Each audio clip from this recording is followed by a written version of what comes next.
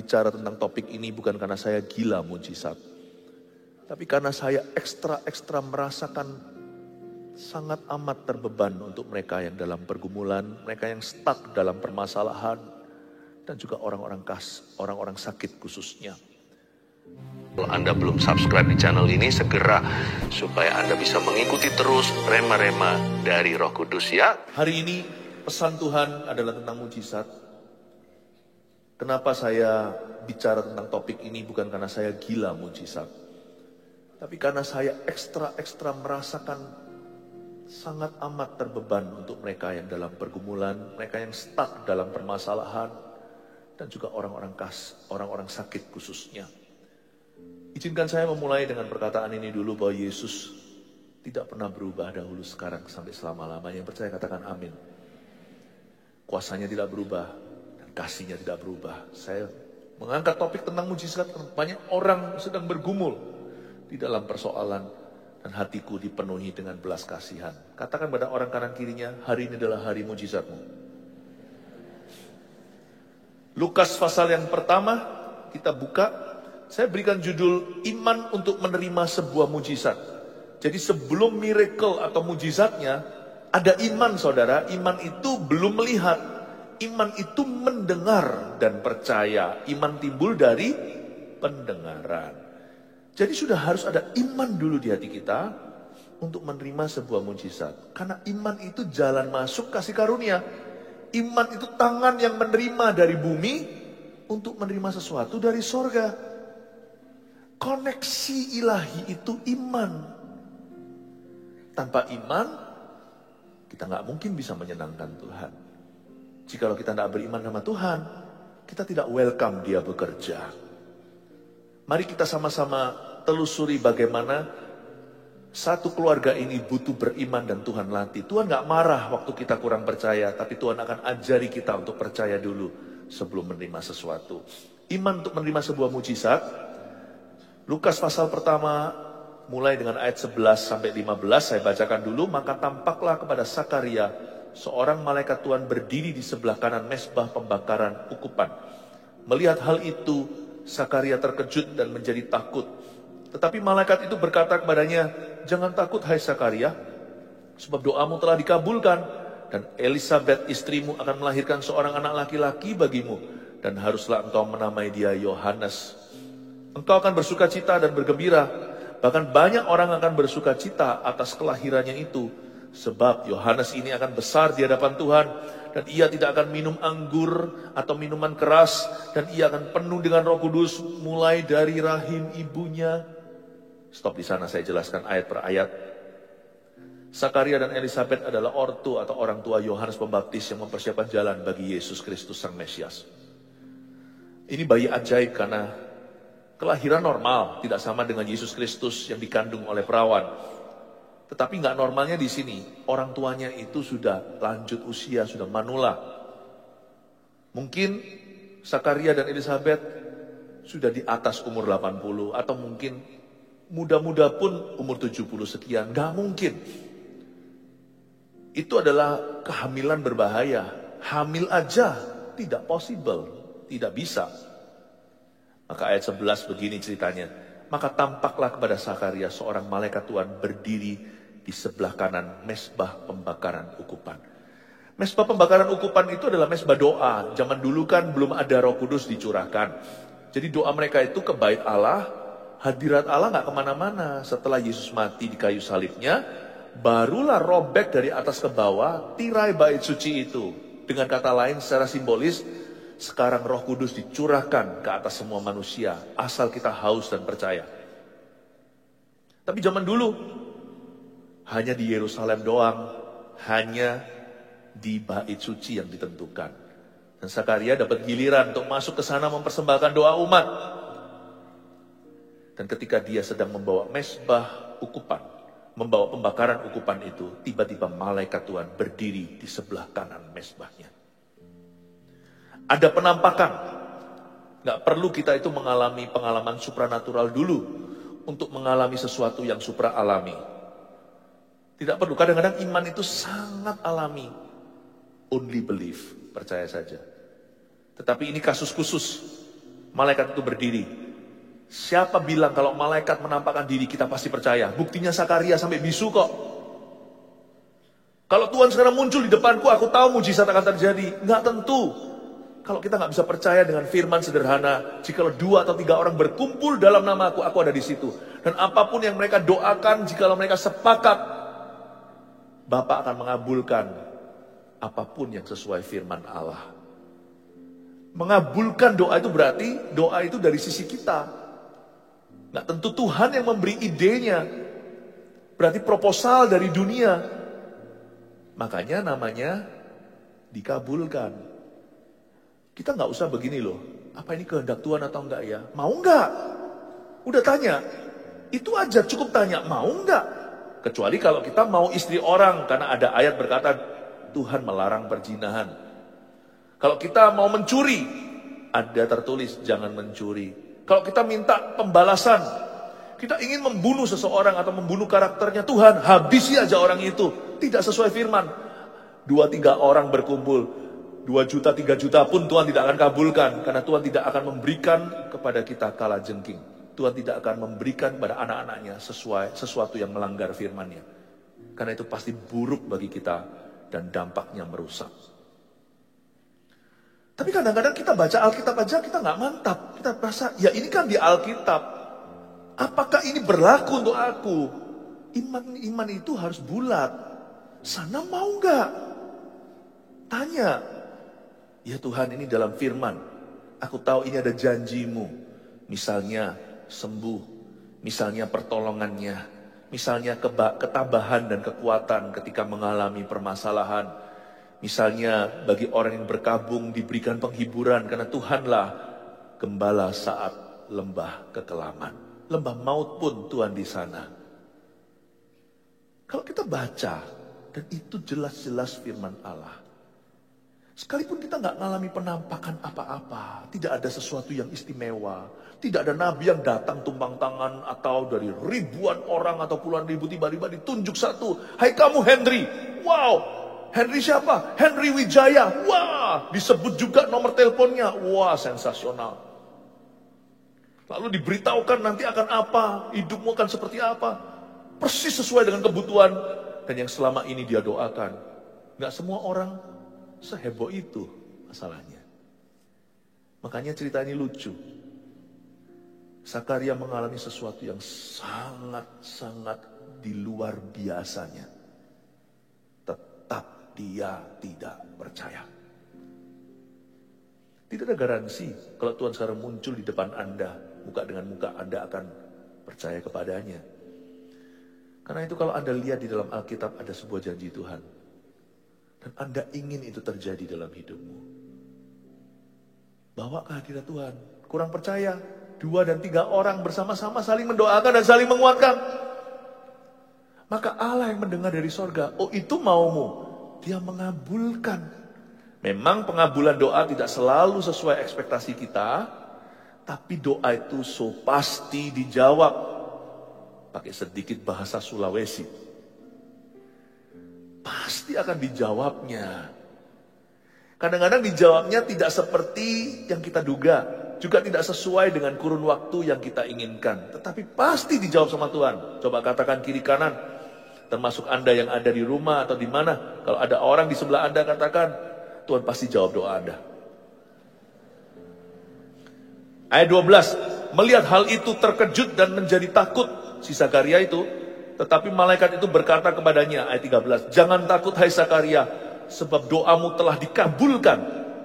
Mereka minta anak. Dan Elisabeth istrimu akan melahirkan seorang anak laki-laki bagimu. Dan haruslah engkau menamai dia Yohanes.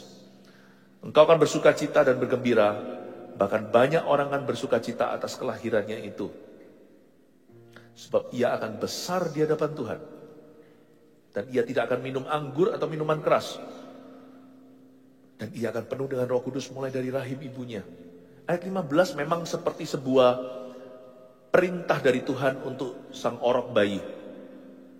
Anak atau bocah itu nanti kalau besar tidak boleh minum anggur atau minuman keras. Seperti Simpson, rambutnya nggak boleh dipotong. Kita nggak usah aneh-aneh. Kalau nggak ada sesuatu yang sangat jelas alasannya, Janganlah kita merasa-rasa, hati-hati dengan jebakan ngeroh yang tidak perlu. Kita itu harus sound mind, tertib pikiran.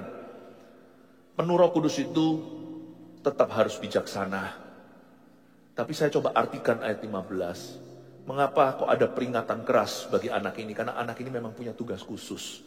Gak lucu kalau dia minuman keras dan dia belum bisa mengendalikan diri, lalu datang tiba waktunya untuk dia menyerukan Yesus. Nanti ngocehnya ngawur. Karena dialah suara yang berseru-seru di padang gurun.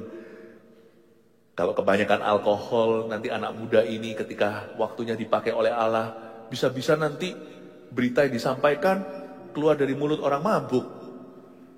Jadi ada alasan ya.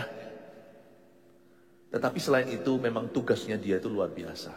Yohanes Pembaptis itu bukan orang biasa. Dia mempersiapkan jalan untuk Mesias. Dialah nabi terakhir perjanjian lama, nabi pertama perjanjian baru. Hanya ada satu orang di dua air, lama dan baru, dia pernah hidup di situ, di tengah-tengah persis.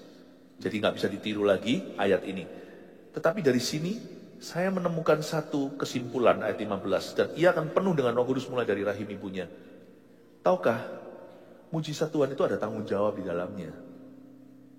Dia kan segera dapat momongan nih. Ini Zakaria masih belum pulang ke rumah, beritahu sama istrinya apa yang malaikat katakan. Tapi Tuhan udah janjikan momongan. Nggak tanggung-tanggung Gabriel yang beritahu langsung.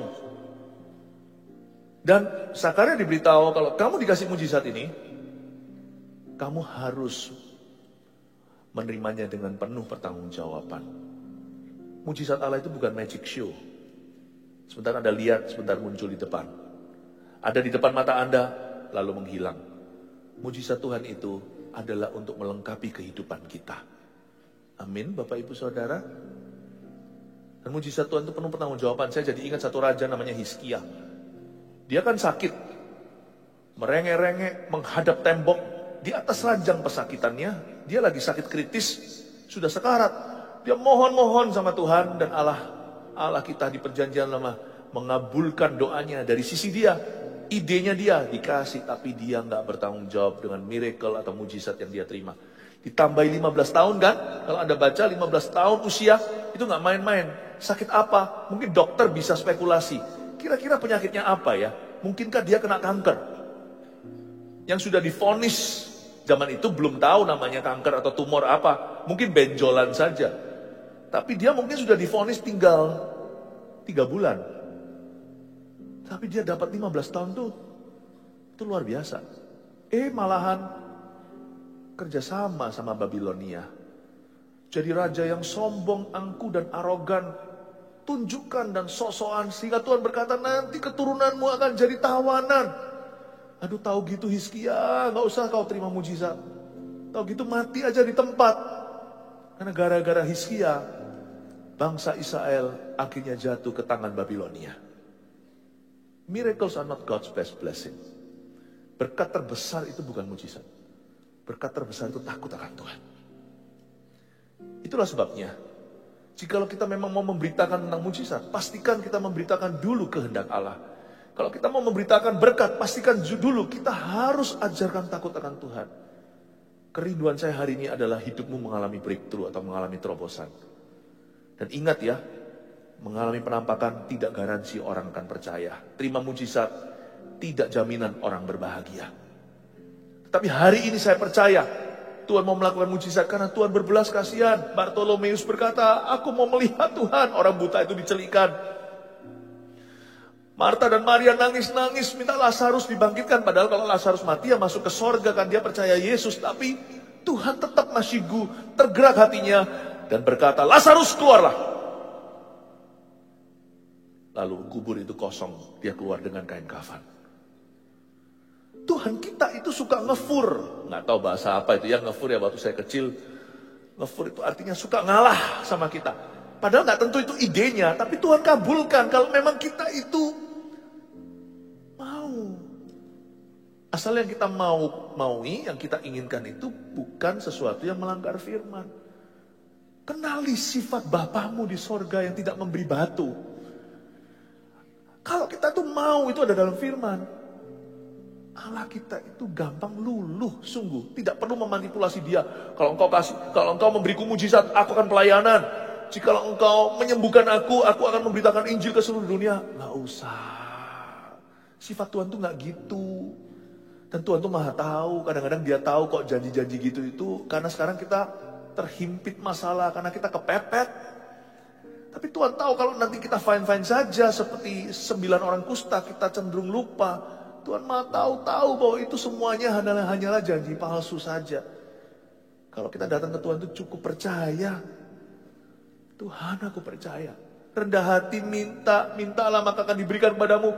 Carilah engkau akan mendapat, ketuklah pintu akan dibukakan. Cukup kita itu datang itu minta dengan rendah hati, gak usah ada embel-embelnya. Gak perlu Yesus plus-plus. Selalu neto, Tuhan itu selalu net. Datang ke Tuhan berkata, Tuhan aku butuh ini. Kalau memang ada dosa yang kau sadari, kita minta ampun sama Tuhan. Please ampuni. Tuhan itu maha kasih. Mana lebih mudah berkata, engkau ku ampuni atau hai lumpuh berjalanlah. Tuhan bisa melakukan kedua-duanya saat mengampunimu. Mujizat bisa terjadi. Cukup Anda percaya. Only believe. Pegang kata-katanya. Saya ajari kepada keluarga Saat Teduh Bersama dan GMS Makassar, di mana sekarang kita lagi STB di sini. Cuma terkasih, keluargaku dalam Kristus, beranilah minta sama Tuhan. Dia gak keberatan kok. Tuhanmu gak akan bangkrut memberimu semua mujizat yang kau perlukan hari ini. Tuhan itu murah hati, itu sifat yang tidak bisa disangkali. Roh Kudus akan memenuhi dia sejak di rahim. Kita tahu bahwa anak ini adalah anak pemberian. Jikalau hari ini Anda juga telah divonis mandul, tidak bisa punya anak.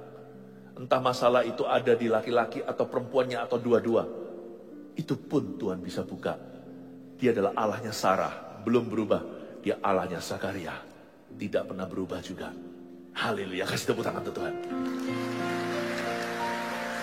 Sekarang coba kita telusuri apa yang salah dengan Zakaria kok dia jadi bisu, oke? Kita sekarang baca di ayat 18, lompat 18 sampai 20. Lalu kata Zakaria kepada malaikat itu, bagaimanakah aku tahu bahwa hal ini akan terjadi? Sebab aku sudah tua dan istriku sudah lanjut umurnya. Berhenti di sana, ini dia yang salah. Zakaria ngomong begini, responnya bukan ya Tuhan, aku percaya, atau Tuhan, aku percaya, bantulah aku yang kurang percaya. Nah gitu pasti diterima dengan baik oleh malaikat. Tapi enggak. Dia salah ngomong. Tapi salah bicaranya bukanlah tanpa ketidaksengajaan. Sebab apa yang di mulut orang itu di hati orang. Memang Zakaria kelihatannya imam. Enggak garansi kalau orang itu pendeta, dia beriman. Enggak tentu. Iman itu bukan di dada pendeta. Pendeta atau bukan, iman itu di dada, di hati orang yang seperti anak kecil di hadapan Allah. Ini imam, bahkan imam besar. Tapi kok gitu ya respon hatinya? Lalu kata Zakaria, bagaimana aku tahu? Bagaimana aku tahu? Ayo yakinkan aku. Diberitahu sekali nggak cukup. Bagaimana aku tahu bahwa hal ini akan terjadi? Lalu dia cetuskan di situ alasannya tidak percaya. Yang mana masuk akal loh ya. Sebab aku sudah tua.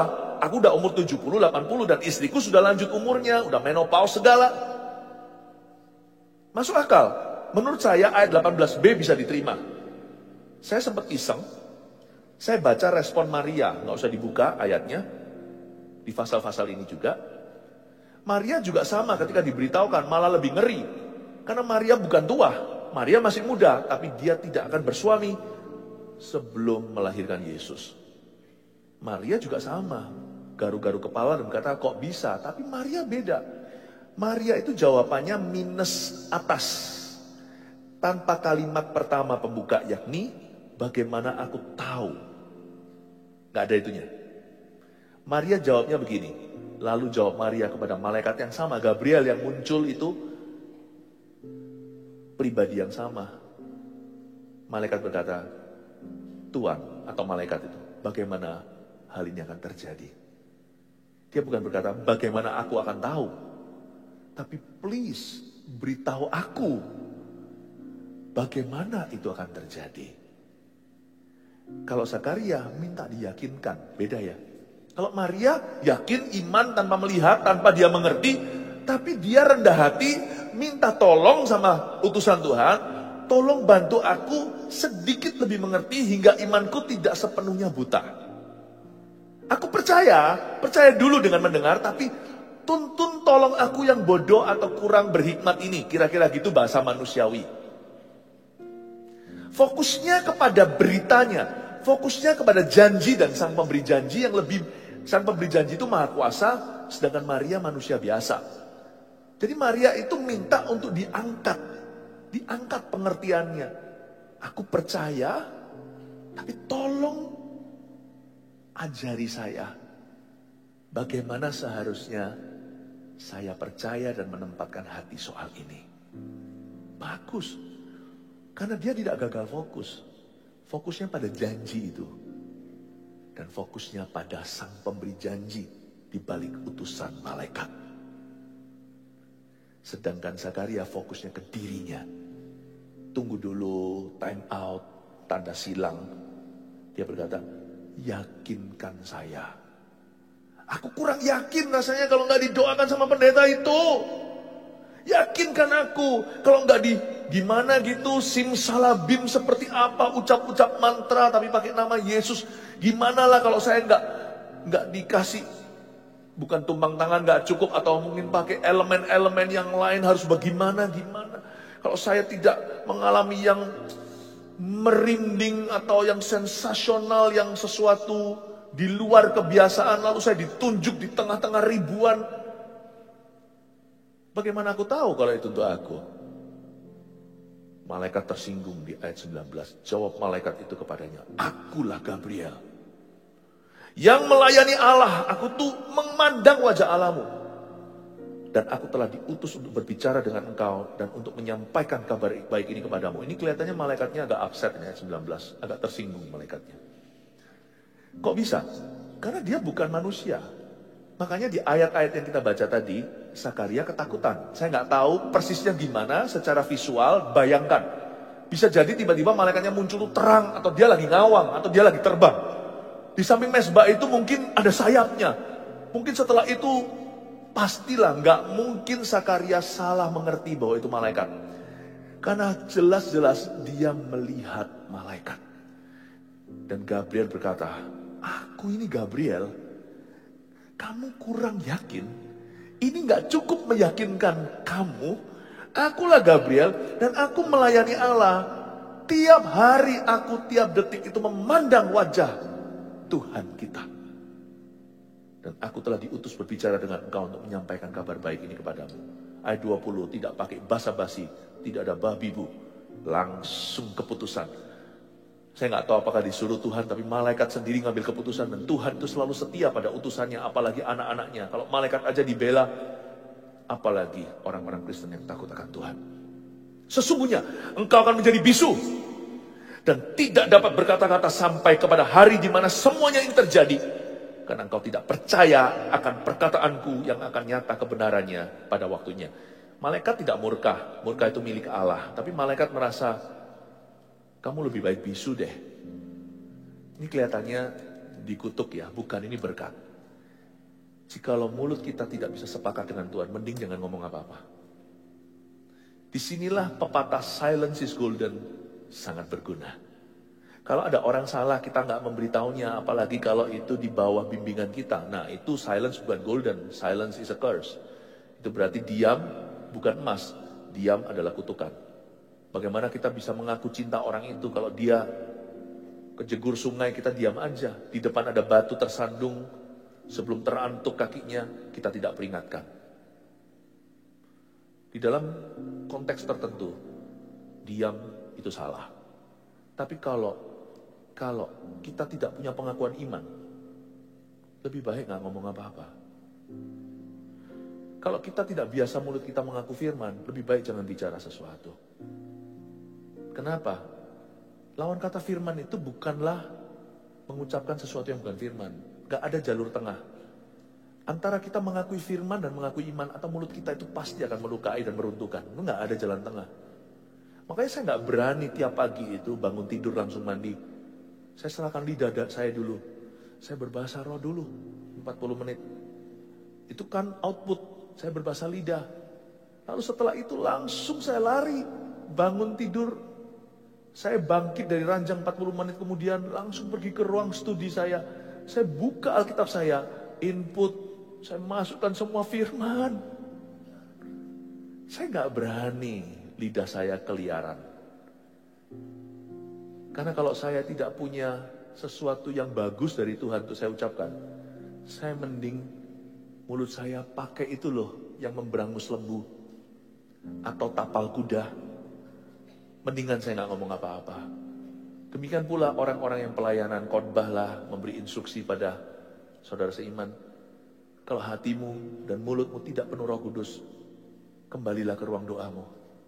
Sebab kalau kita tidak membagikan kehidupan, kita tidak bisa membagikan kehidupan dan urapan, kita akan membagikan kematian. Lidah kita bisa meruntuhkan. Disinilah silence is golden. Malaikat pikir-pikir, udah deh, nggak perlu Gabriel itu pergi dulu kepada Tuhan, kembali kepada yang mengutusnya, lalu tanya dulu, langsung diputusin di tempat. Kamu bisu, sampai pada waktunya. Tuhan nggak murka, tapi Tuhan tolong Zakaria supaya jangan-jangan sampai dia itu menghancurkan janji Tuhan dalam kehidupannya. Lompat sama saya, lihat ke ayat yang ke 59 sampai 64. Kita lihat langsung ke episode bayi dilahirkan. Sudah lahir nih ya bayinya. Ayat 59. Maka datanglah mereka pada hari yang ke-8 untuk menyunatkan anak itu. Dan mereka hendak menamai dia Zakaria menurut nama bapaknya. Tetapi ibunya berkata, jangan, ia harus dinamai Yohanes. Kata mereka kepadanya, tapi tidak ada di antara sanak saudaramu yang bernama demikian. Lalu mereka memberi isyarat kepada bapaknya Zakaria untuk bertanya nama apa yang hendak diberikannya kepada anaknya itu. Karena sampai detik ayat 62, Zakaria masih bisu. Ayat 63, ia meminta batu tulis. Si Zakaria minta paper lah ya, minta kertas gitu, tapi di batu. Lalu menuliskan kata-kata ini, namanya adalah Yohanes, dan mereka pun heran semuanya. Sebelum saya jelaskan lanjut, di ayat 63 ini, mengapa mereka heran? Karena di dalam custom atau tradisi Yahudi, itu budaya kental, bahwa anak kita harus diberi nama antara nama orang tuanya, atau nama seseorang nenek moyangnya. Misalnya kalau saya punya anak laki-laki namanya Philip Junior, karena saya Philip Mantova, Philip Junior Mantova, begitulah. Atau di atas-atasnya, kalau orang Yahudi nih, atas-atasnya itu ada yang nama siapa yang kira-kira cocok jadi nama anakku. Kalau kita kan lain orang Indonesia. Apalagi sekarang zaman modern, wah nama-nama sulit-sulit, susah-susah, keren-keren begitu. Seenak orang tuanya sih. Doa atau nggak doa, pokoknya kita yang memberi nama anak kita, it's okay juga. Tapi supaya ngerti ya, nama Yohanes itu nggak ada dalam silsilah mereka. Jangan pernah samakan mujizatmu dengan orang lain. Sebuah kebodohan untuk membanding-bandingkan. Kemungkinan terbesar adalah mujizat yang akan Anda terima hari ini adalah satu-satunya dalam sejarah. Sekalipun kasusnya sama, misalnya sakitnya A, tetangga saya sakitnya juga A, tapi konteks hidup kita beda. Kita ngalami mujizat, itu mujizat seperti sidik jari, tiada duanya. Jadi janganlah hati kita itu jatuh, jangan hambar kalau lihat orang di kasus yang sama, mereka tidak ngalami mujizat, berarti aku juga enggak. GR dulu, aku minta sama Tuhan, jadikan aku kasus pertama mujizatmu dalam hal itu. Waktu diberikan namanya Yohanes, semua heran. Ini berarti pertama dalam silsilah sejak Adam dan Hawa, sejak Abraham pula. Iya. Emangnya kenapa kalau Tuhan melakukan sesuatu untuk pertama kalinya? Saya percaya mujizat yang Anda terima juga akan ada yang namanya mujizat penciptaan. Katakan amin. Ayat 64, dan seketika itu juga terbukalah mulutnya dan terlepaslah lidahnya. Lalu Zakaria berkata-kata dan memuji Allah. Betapa indahnya waktu dia percaya. Dia tuliskan Yohanes, kan dia believe, dia percaya apa yang dikatakan malaikat. Dia nurut letter luck, menuruti Tuhan secara harafiah. Dibukalah lidahnya, sekarang engkau boleh berkata-kata setelah engkau percaya. 3 poin sederhana saya kasihkan. Iman untuk menerima sebuah mujizat, rangkuman khotbah. Pertama, pengakuan iman kita jangan salah. Tuliskan itu. Do not grieve the Holy Spirit with your tongue. Janganlah kita mendukakan Roh Allah dengan lidah kita. Kalau kita mau tahu Roh Kudus berduka enggak ya dengan lidah bibir kita, gampang. Listen to yourself. Kadang-kadang perlu kita itu mendengarkan diri kita sendiri. Dan izinkan orang lain juga mendengarkan kita. Kalau orang lain aja duka, apalagi Roh Allah. Kalau orang lain aja turut pesimis, apalagi Roh Tuhan. Tidakkah dia berduka jikalau mulut kita demikian?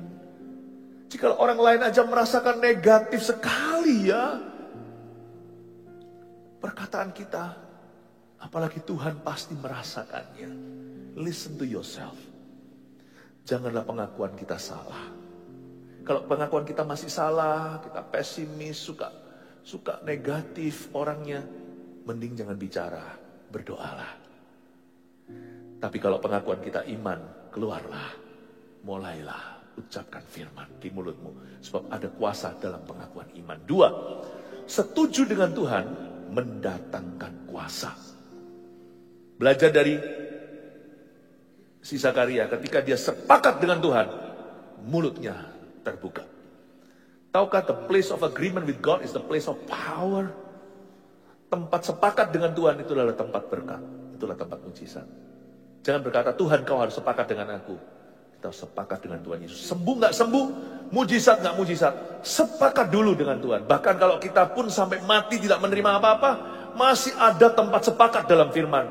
Tuhan memberi, Tuhan mengambil, terpujilah nama Tuhan. Hidup kita gak akan pernah dikalahkan selama-lamanya oleh setan. Karena nama kita tertulis dalam kitab kehidupan. Sepakat dengan Tuhan itu selalu mendatangkan berkat. Berikan tepuk tangan untuk Tuhan. Terakhir, iman untuk menerima sebuah mujizat saya tambahkan. Ketiga, hadirat Tuhan menggenapi firman-Nya. Maksudnya, pengakuan iman nomor 1 kan? Setuju dengan Tuhan itu kontennya. Tapi hadirat Tuhan itulah yang menciptakan. Saya jadi ingat saat penciptaan di Kejadian pertama, dituliskan bahwa roh itu melayang-layang. Lalu ada firman, jadilah terang. Firman itu jadi. Jangan lupa, Roh Kudus itu melayang-layang. Hadirat Allah itu di atas permukaan bumi yang belum berbentuk. Di atas air dan kegelapan, roh itu melayang-layang. Kita gak bisa ambil ayat comot-comot, pakai ini seperti sebuah pasal hukum melawan Tuhan. Tuhan berkata, no, Tuhan itu bukan teori, Tuhan itu pribadi. Jadi kalau kita mau mujizatnya, hampiri pribadinya. Datang kepadanya. Jangan pakai ayat untuk menuntut Allah, tapi pakai ayat untuk merapat kepada Tuhan dan berkata, hadirat-Mu Tuhan. Dan ketika Tuhan hadir di hidupmu, firman yang Dia ucapkan di hidupmu itu satu-satu akan terjadi. Semua terjadi bukan karena teori, semua terjadi karena kedekatan dengan seorang pribadi. 3 poin ini camkan di hati. Saya percaya hari ini adalah hari mujizat. 1 Petrus 4 ayat 7. Kesudahan segala sesuatu sudah dekat. Karena itu, kuasailah dirimu dan jadilah tenang, supaya kamu dapat berdoa. Saudara yang terkasih, terima kasih telah mendengarkan firman Tuhan hari ini. Jangan lupa untuk dukung terus channel ini dengan cara subscribe, like, share, dan juga komen.